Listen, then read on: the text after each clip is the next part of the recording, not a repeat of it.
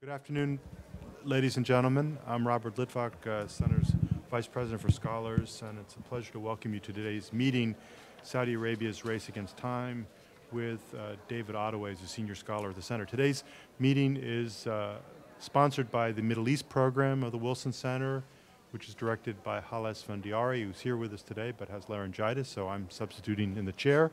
It's a pleasure to welcome you all to the center and to introduce David, who has been with us now. How many years as a senior scholar has been? Well, it was 6 or 7. 6 or 7 years as a senior scholar at the Wilson Center. He, of course, is a distinguished former correspondent with the Washington Post. He spent most of his professional life as a foreign correspondent in national security and investigative reporter for the Post. During his career, he spent 8 years in Africa, 6 in the Middle East and North Africa, 2 in the former Yugoslavia. David has written several books, including most recently The King's Messenger, Prince Bandar bin Sultan and America's Tangled Relationship with Saudi Arabia. Through the Middle East program, he's contributed on several occasional papers, which include Egypt at the Tipping Point, Saudi Arabia in the shadow of the Arab revolt, and Saudi Arabia's, in the current one, which was the focus of today's discussion, Saudi Arabia's race against time. I'm a former Soviet hand, and they used to, Pravda would always describe the world situation as complicated and multi-faceted. And I think that would certainly apply for what's going on in the Middle East writ large, as well as what's going on within the kingdom, which faces internal pressures at a time when kind of regional alignments are shifting. And to sort all of those out and provide perspective and clarity, we're fortunate to have David Ottaway. So David, the floor is yours. Thanks very much, Rob. Just to tie in my talk to what's happening today and this past week, one of the few countries where there have been no demonstrations because of this film is Saudi Arabia.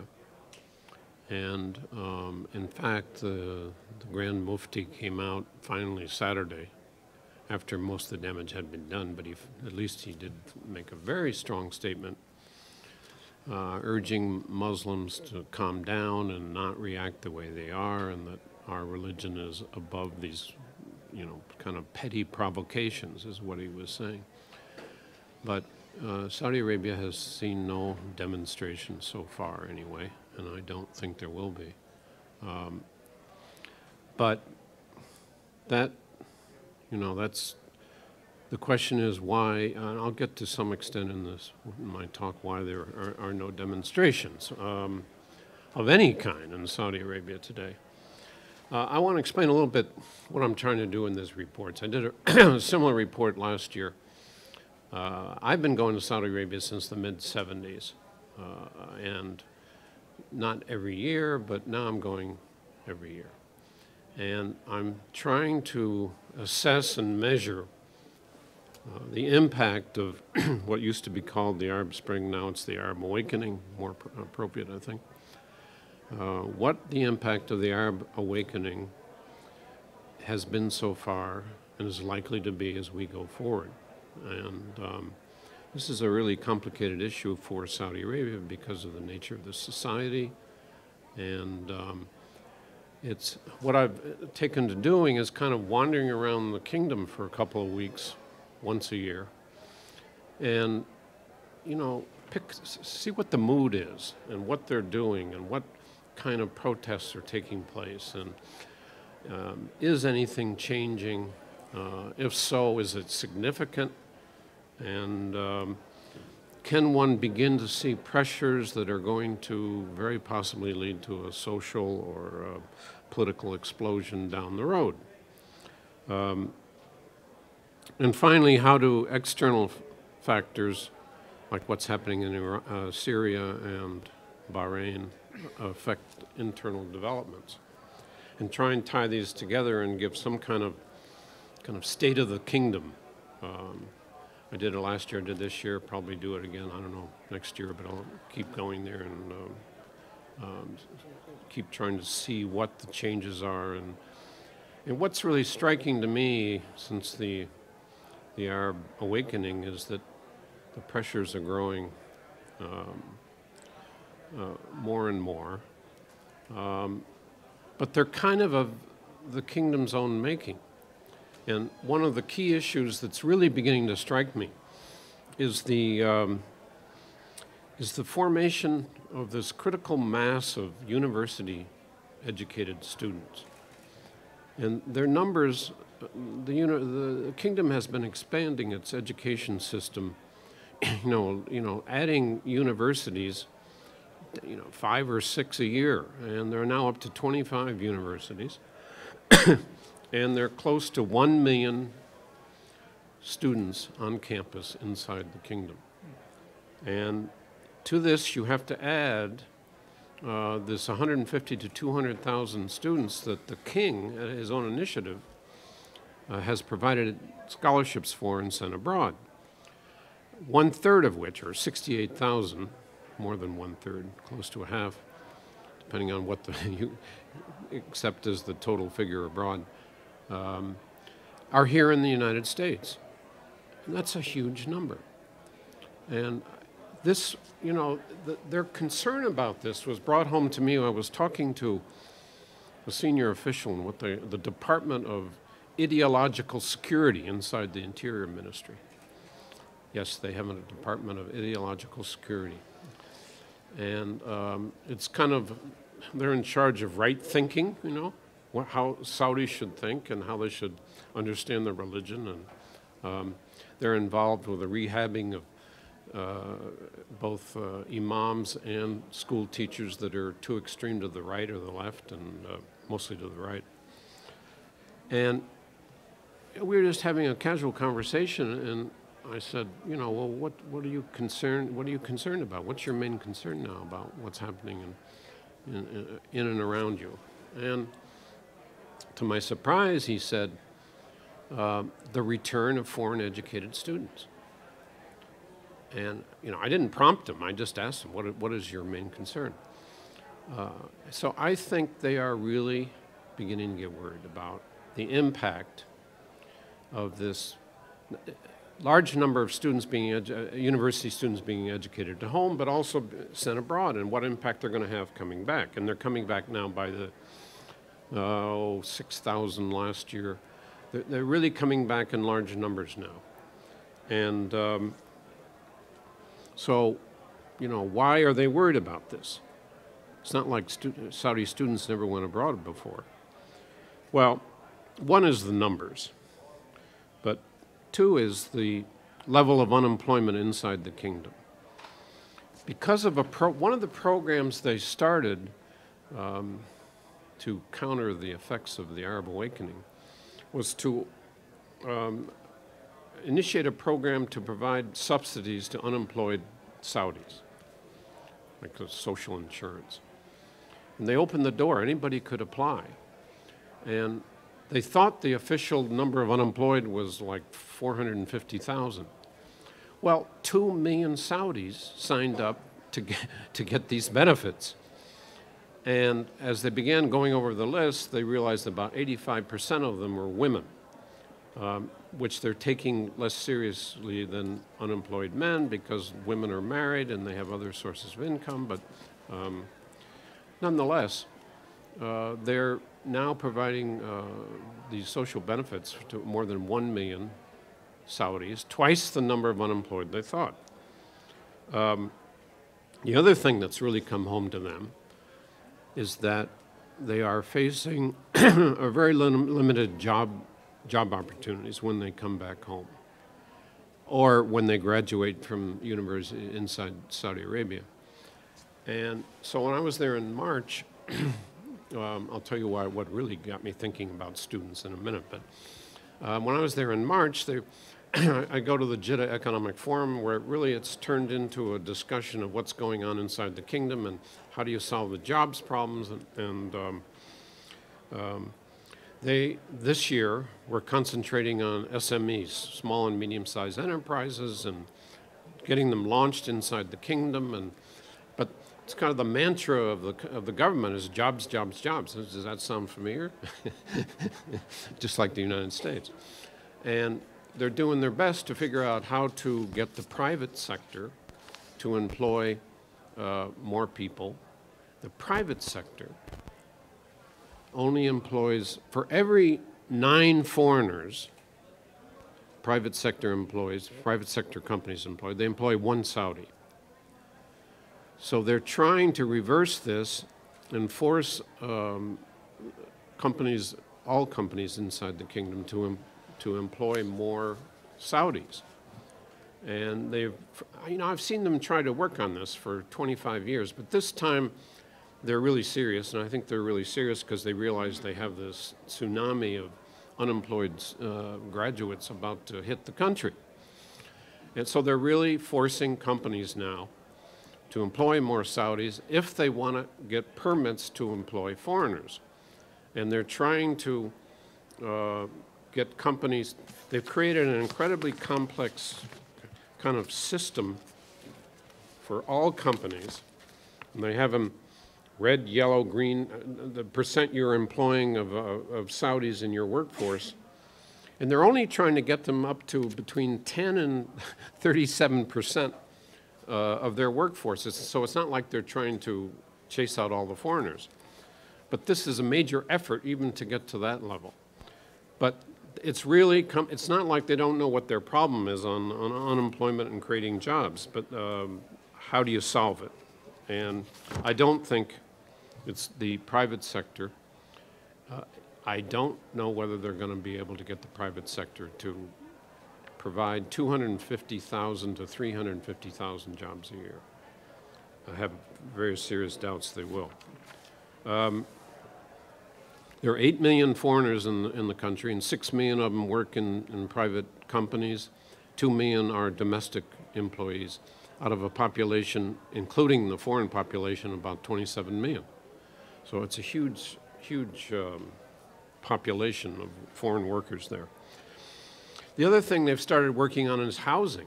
The king has said we got to build 500,000 new units in the next 10 years, 5 years, I think it is. And they've finally gotten around to creating legislation to allow mortgages, so to help young Saudis buy a house. Houses cost, in Riyadh, they cost, $250,000, the house alone, just for a modest house. And then you got to get the land, and that's another problem because the princes own most of the land, and how do you get them to release the land? And it's a real problem for them. But they clearly are aware that the student population is becoming a problem. And the reason they're aware of this is when I was there in March, they had the women in Abha, which is a Syria province down in the southwest part of the country, held a strike and demonstration on the campus there, King Khalid University. And I write in my report hundreds, some people were saying thousands. Well, I didn't see it, so I took the smaller number. But anyway, they had a major protest. The women were fed up with they accused the president of corruption. What really triggered it was garbage piling up on campus. And the women got furious about this because it was kind of a symbol they're not paying any attention to us. And they had 2 days of confrontations, the women, in which 53 women were hurt before the men got involved at all. This is an extraordinary event in Saudi Arabia where, as you all know, the women are really under all kinds of raps. And hardly allowed to do anything. But you could begin, and then this spread to other campuses. And the government really got worried about, where this was going, and they called in all the university presidents and said, look, you've got to deal with these problems immediately. They dealt with them pretty well in King Khalid University. The governor asked for a delegation of women to come in and talk to them and discuss their issues, and they did that, and they allowed a walk on campus to calm things down. And one of their demands was that the university president be fired. Well, lo and behold, in July, he was fired. So you're beginning you know, the issue here is our students, you have a critical mass now, a lot of universities, a lot of even campus issues. And is this going to end up being sort of a launching pad for more political protests going forward? I don't know, but we do know that they're willing to go out and hold these strikes and shake up the government, using the campus as the sort of the launching pad and the area for protests. So the issue in my mind was, since my friend at the Department of Ideological Security has raised it, are foreign students going to be any more of a problem than students coming out of the universities in Saudi Arabia? If you look at what happened to Saudi students that went abroad in the 70s and 80s, I'm told there were about 16,000. When they came back, there were jobs in the government. The government couldn't wait to get them back. They got them going. In fact, they helped build the modern Saudi state that exists today. And something like 75, 80% of ministers in the government all have American degrees. So when they came back, there was no issue of jobs, there was no issue of housing, and they were absorbed into the system. And they never proved to be a force for, you know, demanding political or social change. Well, the conditions today are quite different, as I've just described. There are no jobs. The government doesn't want to keep taking them in. It wants the private sector to solve the problem. And women are mobilized, or mobilizing, on all kinds of issues. So you have totally different circumstances, and the likelihood that you're going to have more pressure for social and political change, in my mind, today than you did from the graduates in the 70s and 80s is much greater. And they clearly think so too, or they wouldn't be so worried about it. Now, I've dealt with a number of other issues in the paper. Succession issue is on everybody's mind because, you know, you've had two crown princes die in the last 8 months. Well, since last October, last year almost. And a lot of people are, you know, talking about the new generation, and will it pass to a new generation, not just the sons of King Abdulaziz, the founder. It's all, ever since 1932, it's either King Abdulaziz and his sons that have been running the country. Will there be a younger generation coming to the fore? My feeling is it's not likely, because there are still 3 senior princes, sons of King Abdulaziz, in the running to become crown prince and then king. And my own feeling is that Ahmed, Prince Ahmed, who just was named Minister of Interior and was since 1975 Deputy Minister of Interior, very likely will come up now into the chain and become Crown Prince. And it's very likely, there are 2 others, one other serious candidate, Governor of Riyadh now, Satam, who could very easily also be in the running. But I think you could have another decade of these senior princes running the country. You know, and people get concerned about this because of their age and whether they can deal with the problems, et cetera, et cetera. I think the only good thing I can say about this is that both, which may give them a broader outlook on the world, is both Prince Ahmed and Prince Saddam went to American universities, and they would be the first kings sort of educated in the United States, which would be quite a change. Now, what's been going on, then I talk about stifling dissent. And the 2 types of stifling going on. One is of all the human rights and political rights, liberals. They have begun a series of trials and some sentencing of liberals who have been agitating for political reforms inside the kingdom. And this kind of began last December when the so-called Jeddah 16, which was kind of a group of professors, lawyers, intellectuals who had been agitating for political reform and even maybe forming a political party, were sentenced to like between 10 and 30 years, which was kind of, really sort of had nothing, I mean, it was far worse than their alleged crimes. And, but it, in fact, heralded a crackdown on all the liberal, and even, I should say, some of the extremist sheikhs to the right of the main, what they regard as the mainstream religious, political,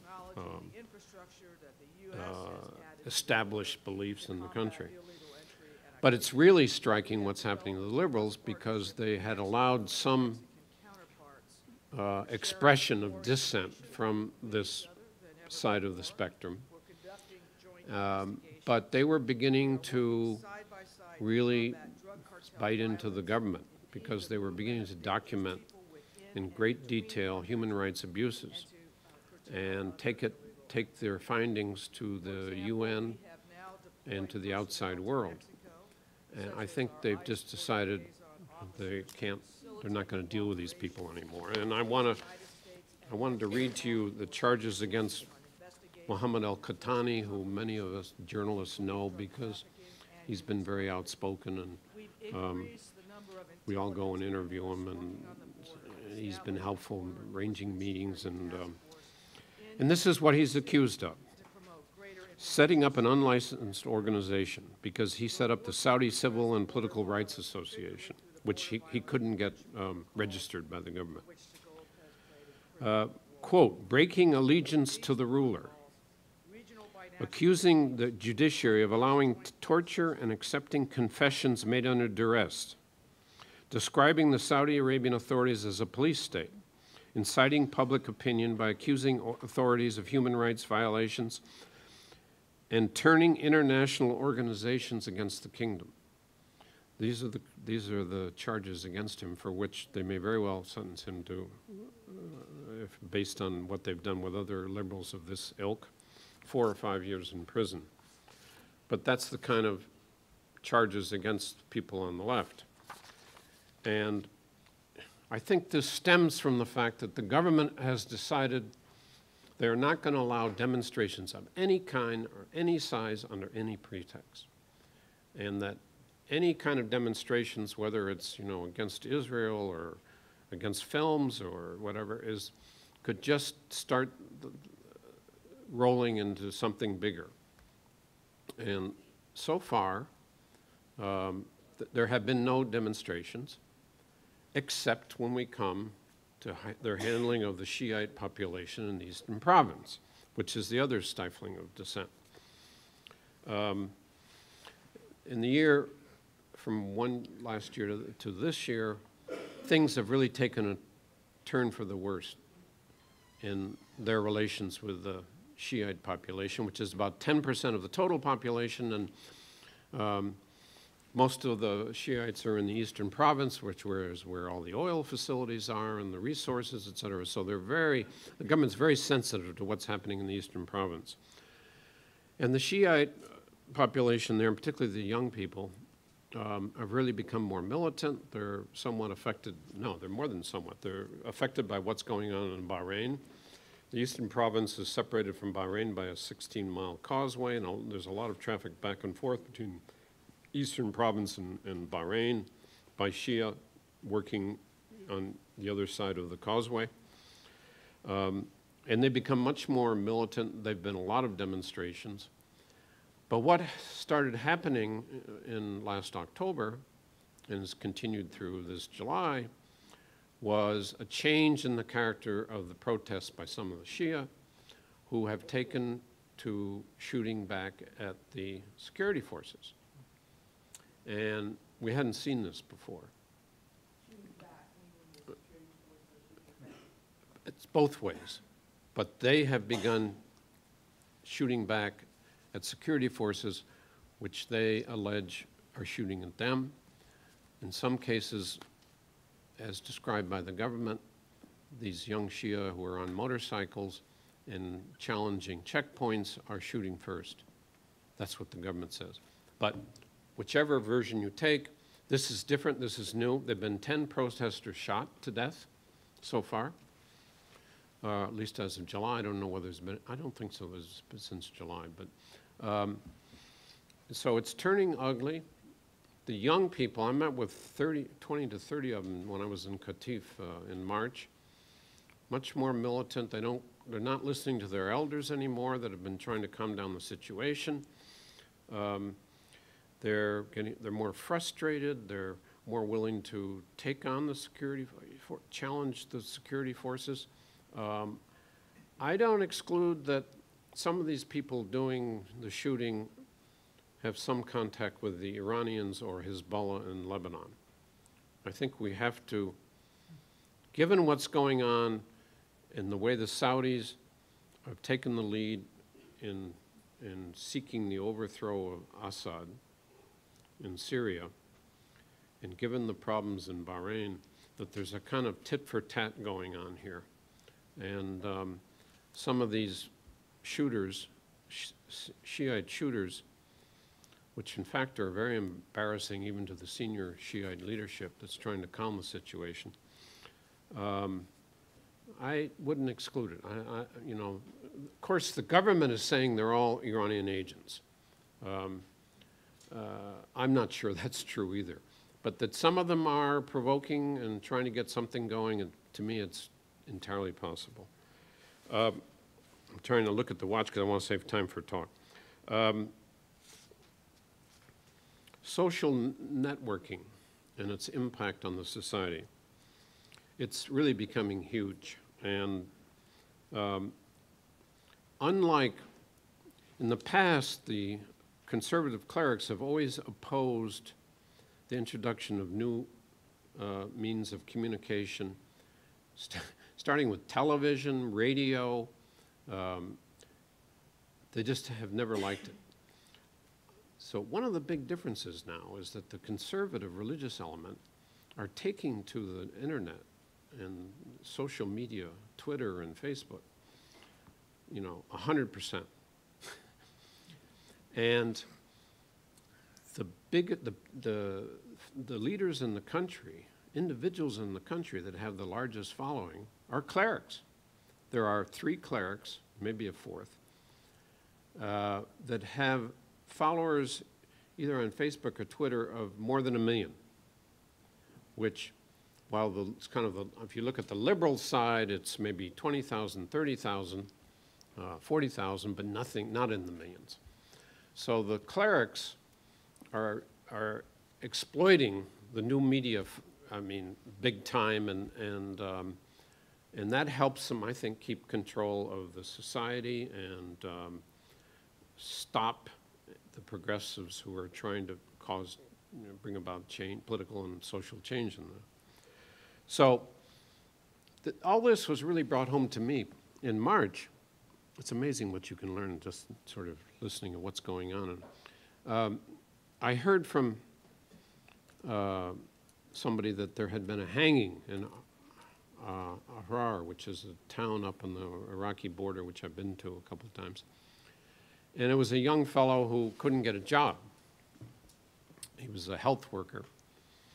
And he had gone repeatedly to the health ministry asking for a job, and he couldn't find a job, and they wouldn't give him a job, and they even told him, go look elsewhere in the Gulf for a job. And so, you know, there was kind of, people were kind of talking about it, and I said, I was with a government official. I said, you know, so what's going on? What do you know about this? So this government official, I'm not going to name him because it would really be embarrassing to him. This government official got on Twitter, and within 5 minutes he gave me, you know, what the uncle of the guy who had hung himself had said, and what the government was saying, and what the mother was saying, and how many kids they knew everything about this case.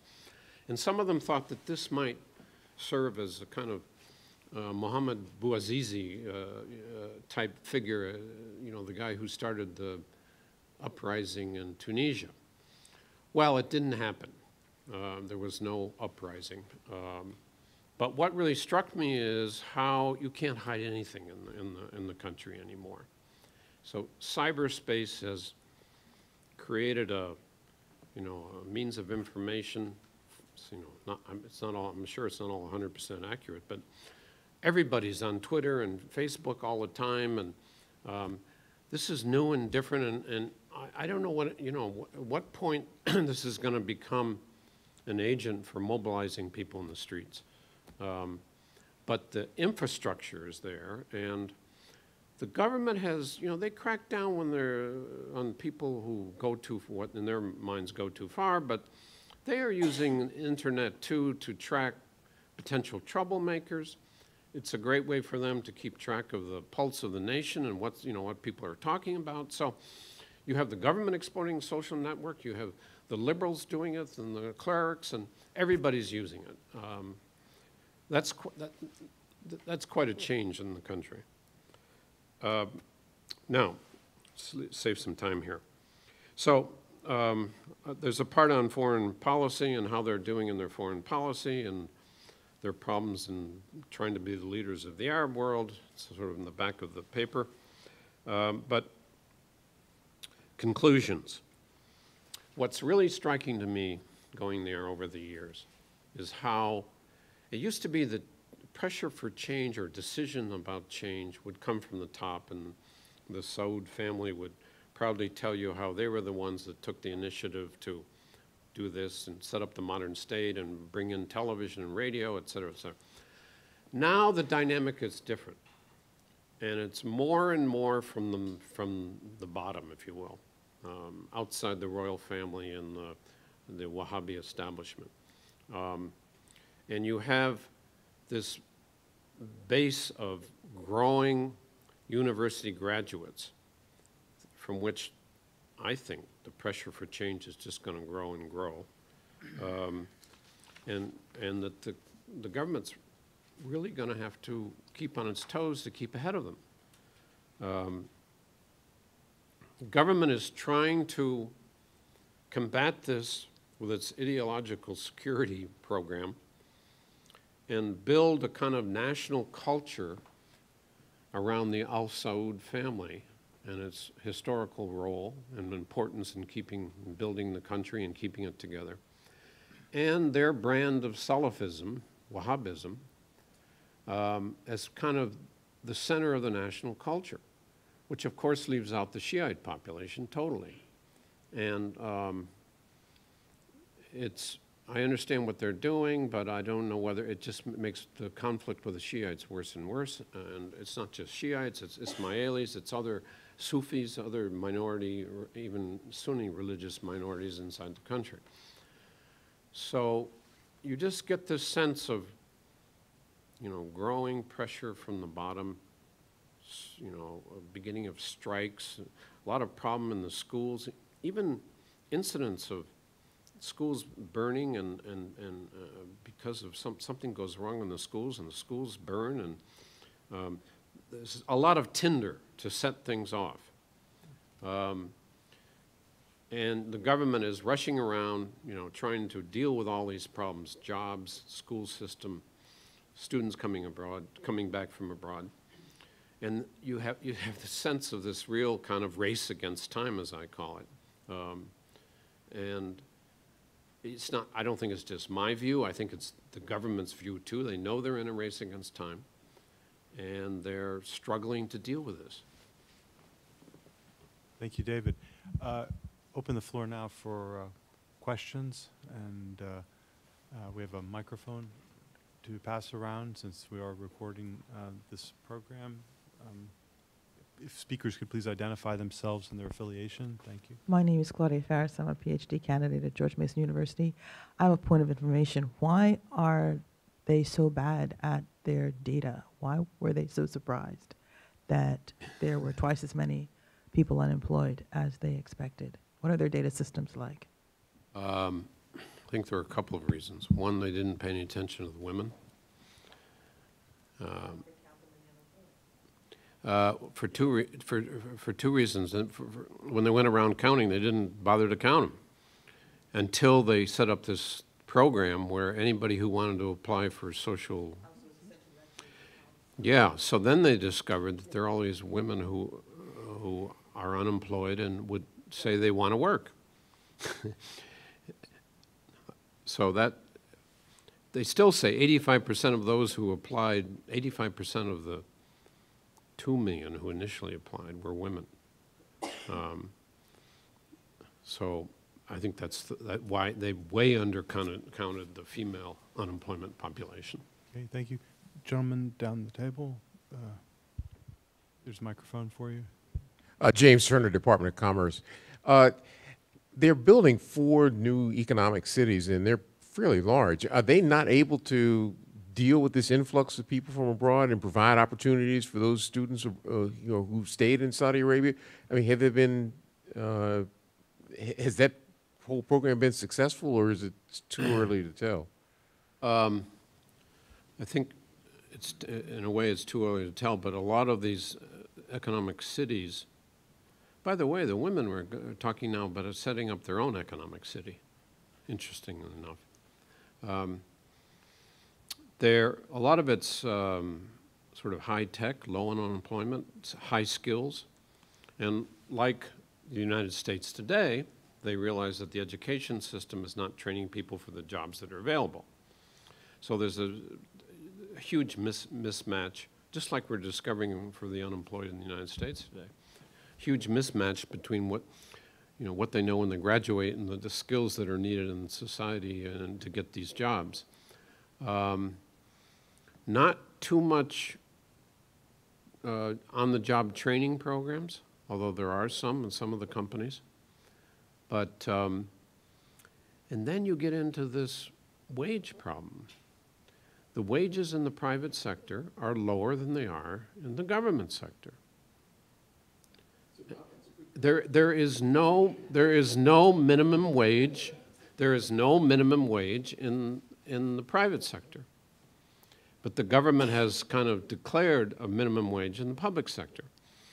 And when they first came out with this social insurance program a year ago, and they're offering 2,000 reals, which is about $530 US a month, the unemployment insurance was higher than the wage in the private sector for many people. And there were even Saudis that gave up their job and got on the dole because they could get more from that insurance program than.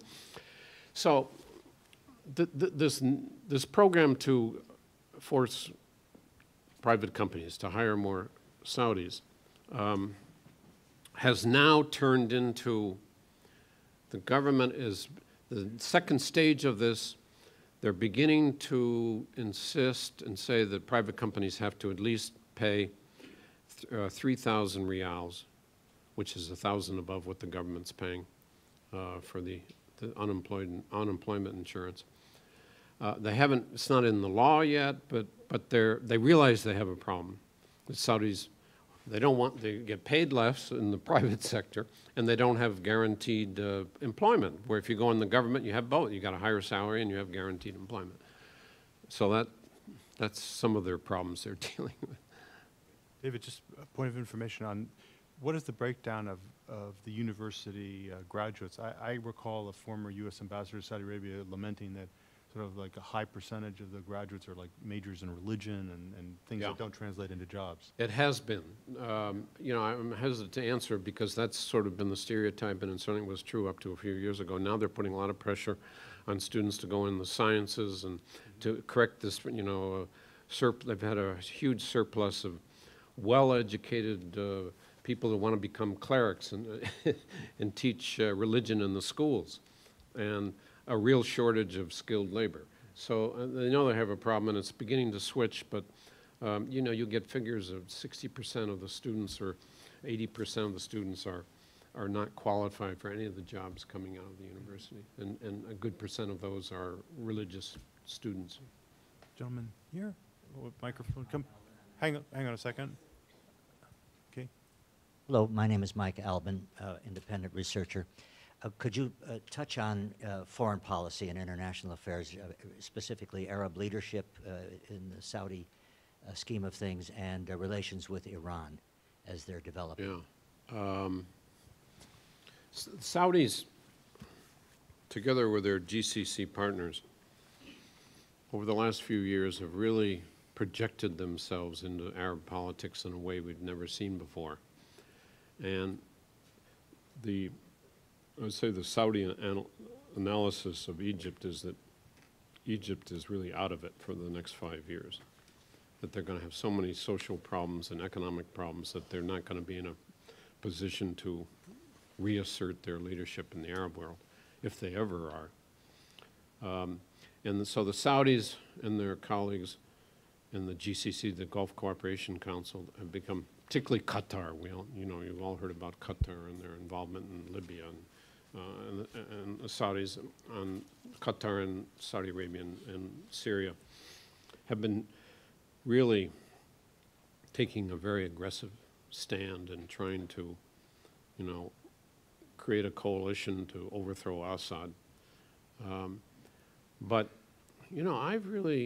I really have my doubts whether the Saudis are going to make it as leaders either, because they have been trying to strengthen and expand the Gulf Cooperation Council, which is the 6 monarchies of the Gulf.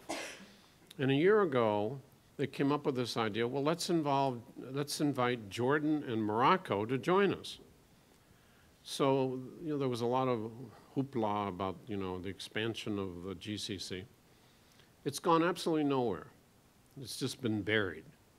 Morocco, I've been in Morocco recently, and, they're still trying to figure out why they were invited, because they weren't asking to join. The Jordanians have asked to join, but they're not rushing to accept Jordan. It's a big responsibility. And so that's gone nowhere. So last December, they came up with this new idea, well, let's have immediate unity of the GCC. Let's go from this kind of loose federation to a united entity. And the king pushed this, and they've had two GCC meetings, well, just in the past year, devoted to trying to do this. The Saudis got nowhere. They have, even their own partners are not excited to go into a unity that's going to be dominated by Saudi Arabia. And partly this reflects different styles of foreign policy and how they should deal with Iran. In Oman, they don't want to antagonize the Iranians. They have fairly good relations with the Iranians. And so they're not interested in being part of one of the reasons the Saudis have been trying to force unity is to confront Iran, a stronger political, economic entity to deal with Iran, particularly militarily. And, some of them aren't ready to do that, Oman in the first place. And even Qatar, Qatar shares a gas field with Iran. And they have these economic relations that they don't want to jeopardize. So Saudi foreign minister, was it in May? He came out and said, well, let's slow things down. We don't want to have a unity where only two or three countries join. So that too has stalled. So my point is that Saudi leadership of the Arab world has got to start with the GCC. And they've been talking for 3 years about monetary union, and the UAE isn't going along with it. And they got real problems in just leadership of the GCC, let alone the Arab world. In their relations with Iran, we all know that the king came out and, because of, WikiLeaks, hoping the United States would cut off the head of the snake and, annihilate the Iranian nuclear capability. And but they also have been trying to, they just had a meeting of the Organization of Islamic States in Saudi Arabia, partly because of the Syria situation. I mean, mainly because of the Syria situation. But they invited Ahmadinejad. He came, he sat on the right-hand side of the king, and, you know, there was a lot of, you know, trying to make up and talk to each other. And so they don't really, if they could possibly avoid it, want an all-out confrontation with Iran. But they'd love to have the Americans go and get rid of the Iranian nuclear facility. So it's, you know, it's very ambiguous, their attitude towards Iran. Bill Milam. David, I'm Bill Milam. I'm a senior scholar here at the Wilson Center. David, how does this sort of large surge, bulge, I guess, of unemployed students or unemployable, maybe students from within Saudi Arabia, and the reflux of foreign students who may or may not be more dangerous to the regime, and the lack of jobs, meld with all the migrant workers that are in Saudi Arabia, particularly from my part of the world, South Asia. And secondly, a little different question, what about when you say the private sector employs only 1 Saudi out of 9? 1 out of 10. Yeah. Out of 10. Yeah. Have you talked to the private sector? Why? I mean, despite the fact that wages are lower, why do they not employ more? Would they not be cheaper? Well, you know, there are 8 million foreigners, 6 million in the private sector, 2 million domestics. There are a lot of reasons why they want them from East Asia. Lower wages. They work 6 days a week. They work 12 hours a day. 6 days a week, 12 hours a day and lower wages. Then they're, you know, so of course they want to hold on to them, private sector in the first place. The pressure, what they're doing is they're saying to the private companies, you can still employ, you know, your Pakistanis and your Indians, but you have to get up to a higher level of Saudis, or we're not going to give you work permits to import foreign laborers in your company. So the question is, are we going to see, you know, a big drop in foreign labor, or is the economy going to grow? It's growing 5–6% a year. Grow fast enough that they can do both. The Minister of Labor, Fakia, has been trying to say you can have both. You can still employ foreign labor, but you've got to have a larger percent of Saudis. I mean, they're only asking somewhere between 10 and 37% of the workforce to be Saudis, so there's still plenty of room for foreign labor. So I think there's going to be probably a slight drop in foreign labor because of the difficulties they're making. But you know, there are real problems. I saw there's a transportation company that's complaining it can't find drivers for their trucks because Saudis don't want to do that work. So I think you're going to find that there are a lot of sectors that are going to insist with the government, we still have to have foreign labor because nobody's going to drive a truck or become a mason to build homes, et cetera, et cetera. So no Saudis. And we're going to still need foreign labor. So my feeling is there'll be a drop, but not dramatic. Yes, Francis, microphone there, coming to you. Francis Trix from the Wilson Center. I want to know if there's changes for women in Saudi Arabia. You talked about the women at the university, and I think they have more rights at municipal levels, but have you noticed in your recent trips any real changes for this condition of women in Saudi Arabia? One word, no. But things are changing for them.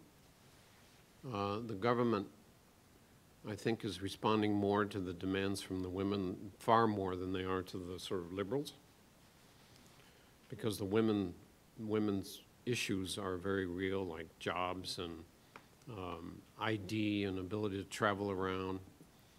For many of them, driving is an issue, but not all of them by any means.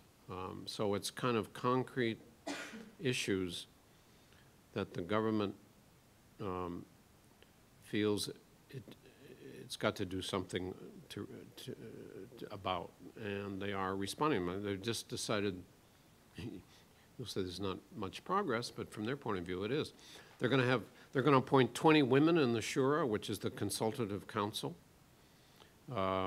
which is a big increase. Everybody feels driving is coming sooner or later. They've got to deal with that issue. IDs now, women can go and register on their own in some of the big hotels inside Saudi Arabia, but it's very slow. So when you go there, you're not struck by you know, a new life for Saudi women yet, but it's coming, the pressure, and they're responding to women more than anybody else. I will make this the last question, this gentleman. Robert Sharetta, international investor. Sorry, I came in a little late, so I hope we didn't cover this. But what do we really know about the Saudi support of the insurgency in Syria? Well, we know the rhetoric is really high. You know, King says he's got to go, and he's called for the arming of the opposition. And whether, I think it's more providing money for them to buy arms than it is shipping in arms. And then there's this intrigue, everybody's wondering why. Prince Bandar, the guy I wrote a book about, and who was out of power for a long time, has now become head of the Saudi intelligence. And that's the arm that's used to do this kind of thing, you know, sub rosa, and provide arms and money for whomever they decide to support. So that's interpreted as the king trying to become, have some way to become more active in helping the opposition. Bandar's appointment, because Bandar's a real hawk inside the royal family. He's definitely on the right. So that's what we know. I haven't seen there. One thing is very interesting. In May, the king called in 20 clerics that were collecting money for the for the Syrian opposition, and he said, "Stop it. We're not going to have individual clerics, you know, collecting money for people and groups we don't know anything about." So then they decided to have a nationwide campaign to raise money for the Syrian opposition, and I think they raised, I think it was $150 million. It was might even been higher, of individual contributions from around the country. But the government wanted to control it. It wants to control where the money's going, to which group it's going. I think they are, like us, worried about, we don't want to, neither of us want to have another Afghanistan, you know, where we ended up arming mujahideen, that then the blowback came back and affected your own country. So I think they're being much more cautious about who gets the money and which groups, and because of their experience with Afghanistan. I'm afraid we're going to have to leave it there. Today's presentation by David is based on his occasional paper, which is available on the website of the Middle East program. It's wilsoncenter.org/Middle East. Please join me in thanking David Ottaway for his superb presentation today.